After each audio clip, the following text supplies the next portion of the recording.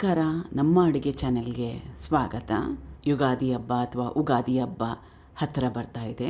ಅದರ ವಿಶೇಷವಾಗಿ ಮೃದುವಾದ ಬೇಳೆ ಹೋಳಿಗೆ ರೆಸಿಪಿ, ಆಮೇಲೆ ಪರ್ಫೆಕ್ಟಾಗಿ ಕರೆಕ್ಟಾಗಿರೋ ಮೆಷರ್ಮೆಂಟಲ್ಲಿ ಫಸ್ಟ್ ಟೈಮ್ ಮಾಡೋರು ಕೂಡ ಚೆನ್ನಾಗಿ ಮಾಡ್ಬೋದು. ಈ ವಿಡಿಯೋನ ನೋಡಿದ್ಮೇಲೆ ಟ್ರೈ ಮಾಡಿ. ಹಬ್ಬಕ್ಕೆ ಮೊದಲನೇ ಸ್ಟೆಪ್ಪಲ್ಲಿ, ಅಂದರೆ ಎಲ್ಲದಕ್ಕಿಂತಲೂ ಮೊದಲನೇ ಸ್ಟೆಪ್ಪಲ್ಲಿ ಹೋಳಿಗೆ ಹಿಟ್ಟನ್ನ ರೆಡಿ ಮಾಡ್ಕೊಂಬಿಡ್ಬೇಕು. ಹಿಟ್ಟು ನೆಂದಷ್ಟು ಹೋಳಿಗೆ ಚೆನ್ನಾಗಿ ಬರುತ್ತೆ, ಮೃದುವಾಗಿ ಬರುತ್ತೆ, ಹೋಳಿಗೆ ಕಿತ್ತೋಗೋದಿಲ್ಲ, ಒಬ್ಬಟ್ಟು ಕಿತ್ತೋಗೋದಿಲ್ಲ. ಹಿಟ್ಟನ್ನ ಅದಕ್ಕೋಸ್ಕರ ದೊಡ್ಡದಾಗಿರೋದು ಬಟ್ಲ ತೊಗೊಂಡಿದ್ದೀನಿ.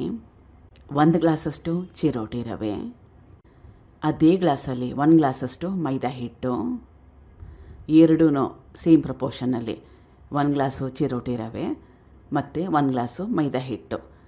ಮೈದಾ ಹಿಟ್ಟು ಇಷ್ಟ ಇಲ್ಲ ಅಂದರೆ ಕೇವಲ ಚಿರೋಟಿ ರವೆನ ಉಪಯೋಗ ಮಾಡಿ ಕೂಡ ಹೋಳಿಗೆ ಹಿಟ್ಟನ್ನ ರೆಡಿ ಮಾಡ್ಕೋಬೋದು. ಚಿಟಿಕೆಯಷ್ಟು ಉಪ್ಪು, ಸ್ವಲ್ಪ ಅರಿಶಿನ, ಕೈ ಆಡಿಸ್ಕೊಂಬಿಡ್ಬೇಕು ಒಂದು ಸಲ. ಈಗ ಸ್ವಲ್ಪನೇ ನೀರನ್ನ ಹಾಕ್ಕೊಳ್ತಾ ಹಿಟ್ಟನ್ನ ಚೆನ್ನಾಗಿ ಕಲಿಸ್ಕೋಬೇಕು. ಮತ್ತೊಮ್ಮೆ ಹೇಳ್ತಾ ಇದ್ದೀನಿ, ಹೋಳಿಗೆ ಹಿಟ್ಟು ಅಥವಾ ಕಂಡಕ ತುಂಬಾ ಇಂಪಾರ್ಟೆಂಟು. ಇದು ಚೆನ್ನಾಗಿ ಬಂದರೆ ಹೋಳಿಗೆ ಚೆನ್ನಾಗಿ ಬಂದೇ ಬರುತ್ತೆ. ಚಪಾತಿ ಹಿಟ್ಟಿಗಿಂತಲೂ ಸ್ವಲ್ಪ ತೆಳುವಾಗಿರೋ ಕನ್ಸಿಸ್ಟೆನ್ಸಿಯಲ್ಲಿ ಕಲಿಸ್ಕೋಬೇಕು. ಸ್ಟಾರ್ಟಿಂಗಲ್ಲೇ ಎಣ್ಣೆನ ಹಾಕ್ಕೊಳಕ್ಕೆ ಹೋಗಬೇಡಿ. ಇಷ್ಟು ಮಟ್ಟಿಗೆ ನಾದ್ಕೊಂಡ್ಮೇಲೆ ಸ್ವಲ್ಪ ಎಣ್ಣೆನ ಸೇರಿಸ್ಕೊಳ್ತಾ ಇದ್ದೀನಿ. 1 ಟೇಬಲ್ ಸ್ಪೂನಷ್ಟು ಎಣ್ಣೆನ ಹಾಕ್ಕೊಂಡಿದ್ದೆ.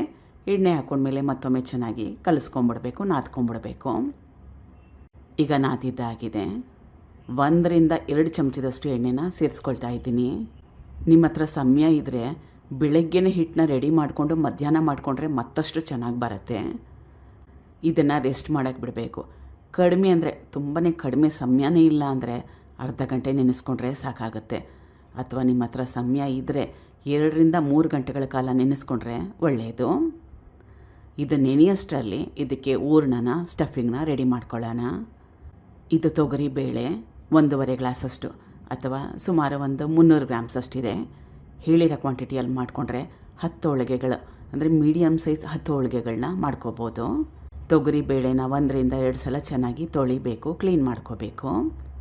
ತೊಗರಿ ಬೇಳೆನ ತೊಳೆದ್ಮೇಲೆ ತೊಳೆದಿರೋ ನೀರನ್ನ ಸಂಪೂರ್ಣವಾಗಿ ತೆಗೆದು ಫ್ರೆಶ್ ಆಗಿರೋ ನೀರನ್ನ ಸೇರಿಸ್ಕೊಂಡಿದ್ದೀನಿ. ಇದನ್ನು ಅರ್ಧ ಗಂಟೆ 30 ನಿಮಿಷ ನೆನೆಯಾಗಿ ಬಿಡಬೇಕು.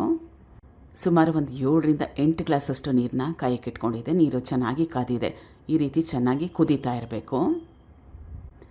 ಈ ರೀತಿ ನೀರು ಚೆನ್ನಾಗಿ ಕುದಿಯೋವಾಗ ಅರ್ಧ ಗಂಟೆಗೆ ಮುಂಚೆ ನೆನೆ ಹಾಕಿದ್ನಲ್ಲ ತೊಗರಿಬೇಳೆ, ಅದನ್ನು ಸೇರಿಸ್ಕೊಳ್ತಾ ಇದ್ದೀನಿ ನೀರು ಸಹಿತವಾಗಿ.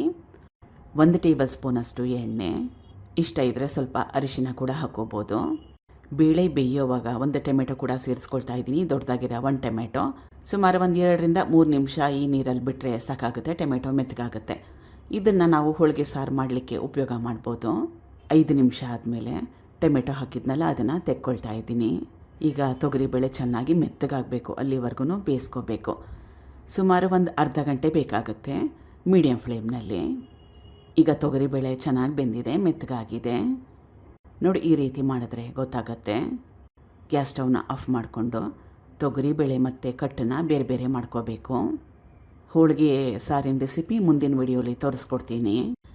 ಬೇಯಿಸಿಟ್ಕೊಂಡಿರೋ ತೊಗರಿಬೇಳೆನ 1-2 ಚಮಚ ತೆಗೆದಿಡ್ತಾ ಇದ್ದೀನಿ. ಇದು ಹೋಳಿಗೆ ಸಾರು ಮಾಡೋವಾಗ ಬೇಕಾಗತ್ತೆ.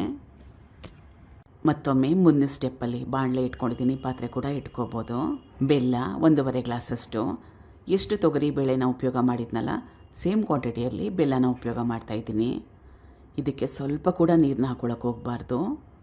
ಬೆಲ್ಲನ ತುರಿದು ಅಥವಾ ತೆಳುವಾಗಿ ಚಾಕುಲ್ ಕಟ್ ಮಾಡಿ ಅಥವಾ ಚೆನ್ನಾಗಿ ಕುಟ್ಟಿ ಸೇರಿಸಿದ್ರೆ ಈ ಪ್ರೊಸೆಸ್ನ ಬೇಗ ಮಾಡ್ಕೋಬೋದು. ಬೇಯಿಸಿಟ್ಕೊಂಡಿರೋ ತೊಗರಿಬೇಳೆ, ಹಸಿ ತೆಂಗಿನ ತುರಿ, ಸಣ್ಣ ತೆಂಗಿನಕಾಯಲ್ಲಿ ಅರ್ಧ ಹೋಳಷ್ಟನ್ನ ಉಪಯೋಗ ಮಾಡಿದ್ದೆ. ಕಲಿಸ್ಕೋಬೇಕು ಚೆನ್ನಾಗಿ. ಮೊದಲೇ ಹೇಳ್ದಂಗೆ ಸ್ವಲ್ಪ ಕೂಡ ನೀರನ್ನ ಹಾಕ್ಕೊಳಕ್ಕೆ ಹೋಗಬೇಡಿ. 2 ಏಲಕ್ಕಿ ನೋಡಿ, ನೀರು ಹಾಕ್ಕೊಳ್ಳಿಲ್ಲ ಅಂದ್ರೂ ಎಷ್ಟು ತೇವಾಂಶ ಇದೆ. ಬೆಂದಿರೋ ತೊಗರಿಬೇಳೆಯಲ್ಲಿ ನೀರಿನ ಅಂಶ ಇರುತ್ತೆ, ಬೆಲ್ಲದಲ್ಲಿ ಕೂಡ ನೀರಿನ ಅಂಶ ಇರುತ್ತೆ. ಅಷ್ಟೇ ಸಾಕಾಗುತ್ತೆ. ಸುಮಾರು 7 ರಿಂದ 8 ನಿಮಿಷ ಬೇಯಿಸ್ಕೋಬೇಕಾಗತ್ತೆ.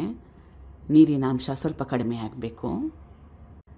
ಈಗಿದಾಗಿದೆ, ಚೆನ್ನಾಗಿ ಬೆಂದಿದೆ ನೋಡಿ. 2 ಪದಾರ್ಥಗಳು ಕೂಡ, ಅಂದರೆ ಬೇಳೆ ಬೆಲ್ಲ ಎಲ್ಲ ಚೆನ್ನಾಗಿ ಮಿಕ್ಸ್ ಆಗಿದೆ. ಇದನ್ನು ರುಬ್ಕೋಬೇಕು. ತುಂಬಾ ಜಾಸ್ತಿ ಬಿಸಿ ಇದೆ. ಗ್ಯಾಸ್ ಸ್ಟವ್ನ ನೆನಪಿಂದ ಆಫ್ ಮಾಡ್ಕೊಳ್ಳಿ. ತಣ್ಣಗಾಗಬೇಕು.